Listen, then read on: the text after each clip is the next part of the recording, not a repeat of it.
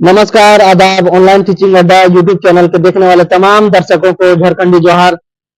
जैसा कि आप लोगों को पता होगा कि झारखंड विधानसभा 2024 चुनाव के लिए बिगुल बज चुका है और इसी स्थिति में हर राजनीतिक पार्टियां अपनी अपनी मैनिफेस्टो जारी करती है। उसी के बीच में जयराम की जो पार्टी है JLKM, जो पहले जेबी केसेस के नाम से जानी जाती थी, जो कि अब JLKM बन चुकी है, तो जयराम के द्वारा भी उनके पार्टी के द्वारा मैनिफेस्टो घोषणा पत्र जारी कर दिया गया है और किन किन बातों को जो है मैनिफेस्टो में घोषणा पत्र में रखा गया है, किन मुद्दों पे चुनाव लड़ा जाएगा, ये सारी बातें जो है मैनिफेस्टो में कही गई है। तो जो भी पॉलिटिकल पार्टियां मैनिफेस्टो रिलीज करती है, जारी करती है, उनमें से सबसे अच्छा जो मैनिफेस्टो लग रहा है तो जयराम की जो पार्टी JLKM है उसी की मैनिफेस्टो लग रही है, क्योंकि इसमें जो है लगभग 98% जो झारखंड के प्रमुख मुद्दे हैं उनको जोड़ा गया है। ये सबसे अहम बात है। झारखंड के जो प्रमुख प्रमुख मुद्दे हैं उसको सबसे ज्यादा महत्व दिया गया है इस मैनिफेस्टो में और इसी मुद्दे के तहत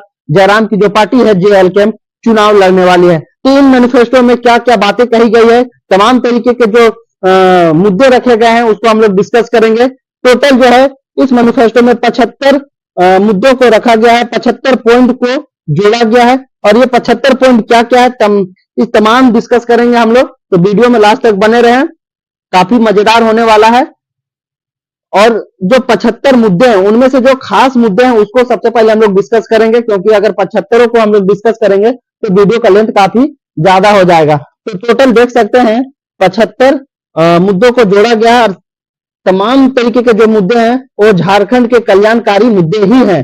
और उनमें से जो है जयराम की पार्टी द्वारा 10 प्राथमिकताएं जो है जारी कर दी गई है। अगर झारखंड में JLKM की सरकार बनती है, जयराम की सरकार आती है, तो सबसे पहले जयराम की 10 कौन से ऐसे मुद्दे होंगे जिसपे जयराम की पार्टी काम करने वाली है। तो सबसे पहले हम लोग जो है 10 प्राथमिकताएं जो है जयराम के द्वारा रिलीज की गई है, जारी की गई है इस घोषणा पत्र में, उसको हम लोग डिस्कस करेंगे। उसके बाद जो मैनिफेस्टो में जोड़ा गया है पॉइंट उसको हम लोग भी देखने का काम करेंगे। तो चलिए सबसे पहले हम लोग जो है 10 प्राथमिक मुद्दे क्या क्या इस घोषणा पत्र में कहा गया है जयराम के द्वारा और जयराम की पार्टी के द्वारा। तो देख सकते हैं झारखंड की जनता को समर्पित हमारी 10 प्राथमिकताएं, ठीक है। झारखंड की जनता को जो है जयराम की पार्टी के द्वारा 10 प्राथमिकताएं ऐसी बताई गई है, जो कि झारखंड सरकार में अगर आती है जयराम की पार्टी तो सबसे पहले ये 10 मुद्दे पर ही काम करेगी जयराम की पार्टी। तो पहला क्या है, खतियान आधारित स्थानीय नीति व नियोजन नीति बनाई जाएगी। ये तो काफी प्रज्वलित मुद्दा है झारखंड का और ये काफी लंबे समय से ये आंदोलन भी चल रहा है कि झारखंड में खतियान आधारित स्थानीय नीति और नियोजन नीति बनाई जाए, क्योंकि जब तक खतियान आधारित स्थानीय नीति और नियोजन नीति नहीं बनाई जाएगी झारखंड में, तब तक यहाँ के जो पढ़ने लिखने वाले जो बच्चे हैं, यहाँ के जो स्टूडेंट है, उसकी भलाई नहीं हो सकती है। तो पहला प्राथमिकता क्या है जयराम की कि खतियान आधारित स्थानीय नीति और नियोजन नीति बनाई जाएगी। ये तो बहुत अच्छा पहल है, ये बहुत ही अच्छी पॉइंट को जो है इन्होंने मेंशन आउट किया है। दूसरा क्या है, प्रभावित रैयतों के हितों की रक्षा के लिए विस्थापन, मुआवजा और नियोजन की स्पष्ट नीति होगी। जैसे देखते होंगे कि CCL BCCL के द्वारा रैयतों को क्या किया जाता है, विस्थापित किया जाता है, उसको सही से मुआवजा नहीं दिया जाता है और उसके जगह पे सही नियोजन नीति ना ला करके उसे नौकरी भी नहीं दिया जाता है और उसकी जो जमीन होती है उसको लूट लिया जाता है और जितना हक मिलना चाहिए उसको नहीं मिल पाता है। तो ऐसे प्रभावित रैयतों के हित की रक्षा के लिए जयराम की जो पार्टी होगी, अगर चुनाव में जीतती है, सरकार बनती है, तो सबसे पहले विस्थापन, मुआवजा और नियोजन की जो नीति है उसको स्पष्ट करने का काम करेगी। तीसरा बातें कहा गया है, आउटसोर्सिंग को समाप्त करते हुए जिला स्तर पर स्थानीय बेरोजगारों की बेहतर मानदेय पर नियुक्ति होगी।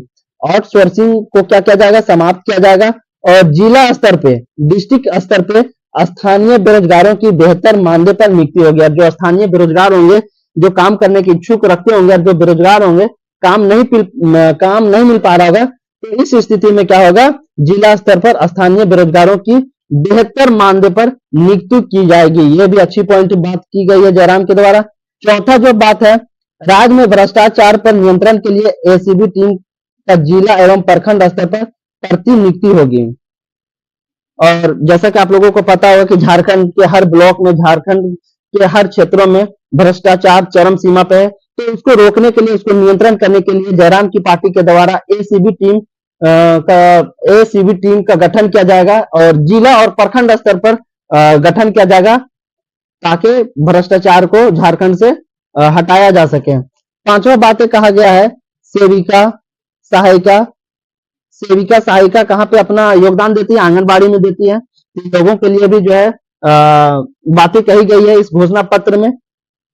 आंगनबाड़ी की जो सेविका सहायिका, रसोईया, कृषि मित्र, जल सहिया, स्वास्थ्य सहिया, वार्ड सदस्य, मुखिया, पंचायत समिति सदस्य और जिला परिषद सदस्य के मानदेय में बढ़ोतरी होगी। ये तमाम तरीके के जो आपको दिख रहे होंगे, सेविका सहायिका, रसोईया, कृषि मित्र, ये सारे की जो मानदेय होगा वो बढ़ाया जाएगा। ये भी जो है प्रमुख प्राथमिकता होगी जयराम की पार्टी की। छठा पॉइंट कहा गया है सहायक शिक्षक, पारा टीचर एवं आंगनबाड़ी सेविका के लिए वेतनमान लागू किया जाएगा। देखिए जयराम की जो मैनिफेस्टो जारी की गई है, घोषणा पत्र, उसमें बहुत अच्छे अच्छे बातें कही गई है और लगभग झारखंड के जो बेसिक मुद्दे हैं, जो मूलभूत मुद्दे हैं जिससे झारखंड की कल्याण होगी, उसमें से जो है लगभग 90% मुद्दों को अपने घोषणा पत्र में जोड़ा गया है। ये तो काफी अच्छा संदेश है, काफी अच्छे मुद्दे के साथ जयराम की पार्टी चुनाव में उतरी हुई है। तो और इस मैनिफेस्टो में जो है बच्चे से लेकर के बूढ़े का भी जिक्र किया गया। हर तबके के जो लोग हैं, बच्चे हो या फिर बूढ़े हो, फिर नौजवान हो, फिर महिलाओं को सशक्तिकरण का भी बात कहा गया है। तो तमाम तरीके के जो वर्ग हैं, तमाम तरीके के लोगों के लिए मैनिफेस्टो में मुद्दे को जोड़ा गया है। ये काफी अच्छा साइन है। बस उम्मीद रहेगा कि जो मैनिफेस्टो में जो बातें कही गई है जयराम के द्वारा, जयराम की पार्टी के द्वारा, जीतने के बाद इन मुद्दों पे ग्राउंड लेवल पे भी काम किया जाए। सिर्फ जमीनी हकीकत में काम नहीं हो पाता है झारखंड में, सिर्फ जो है कागजी काम होता है। तो सहायक शिक्षक जो होंगे, पारा टीचर और आंगनबाड़ी सेविका के लिए भी वेतनमान लागू किया जाएगा। सातवां पॉइंट कहा गया है महिलाओं के लिए केजी टू पीजी की शिक्षा मुफ्त होगी, साथ ही सभी पंचायतों में डिजिटल लाइब्रेरी होगा। ये बहुत अच्छी बात है। ये जो है बहुत ही अच्छा मुद्दा है, अच्छा पॉइंट को जोड़ा गया है। जो महिलाएं होगी उसको केजी से लेकर के पीजी तक पढ़ने के लिए बिल्कुल फ्री पढ़ाई होगी, एक भी पैसा नहीं लगाना होगा। और सभी पंचायतों में डिजिटल लाइब्रेरी होगी, पढ़ने के लिए सभी पंचायत में डिजिटल लाइब्रेरी भी बनाया जाएगा, उसका गठन किया जाएगा। आठवां पॉइंट है सरना धर्म कोड, पेशा कानून का समर्थन के अलावा समता जजमेंट को लागू करना प्राथमिकता होगी।